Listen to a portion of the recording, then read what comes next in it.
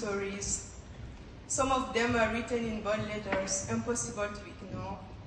Others are whispered between the lines, invisible but deeply felt. And yet, however different they may seem, our story carries the same fears, hopes, and desire to belong. For me, fear once had a voice. It echoed through unknown corridors, heavy with the weight of expectations I wasn't sure I could meet. It was the uncertainty of a path that was both exciting and terrifying.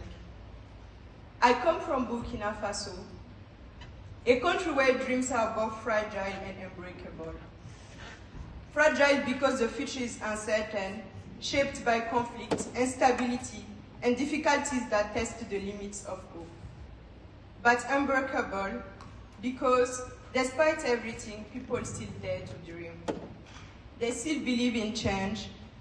They still believe in the vision of a future where security is a right, not a privilege. Leaving home was much more than just getting on a plane. I carried the hopes of my family, my community, and even those who had never had the same opportunity. And yet, I was afraid. Afraid I wasn't ready, afraid I wouldn't fit in, afraid I would lose myself in the process of change. But in the discovery of the unknown, I've learned that fear shouldn't be a stop sign. It's a passenger on the journey, but it should never be the driver. As I've met other people on this journey, I've realized that even if our fears have different names, they have the same impact. Some people are afraid of failure, others of not being enough. Some are afraid of losing their home, others of never finding one. Some are afraid of losing everything one day, others of never getting back what is rightfully theirs. Yet, despite these fears, we keep moving forward.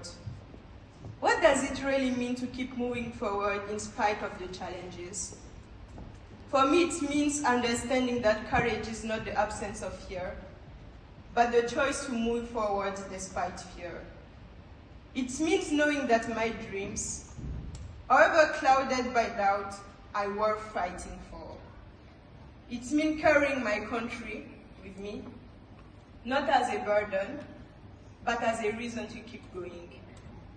By the same token as we celebrate Black History Month, I remember those who came before us, those who dared to dream when the world told them not to, those who took paths far more difficult than ours, but who never let fear define them. Their resilience proved that we are more than our circumstances, more than the obstacles we face. And I'm here today because they refuse to give up. In the end, we are not our fears, we are our dreams, we are our resilience. And one of my biggest fears 4 minutes ago was talking in front of so many people. So,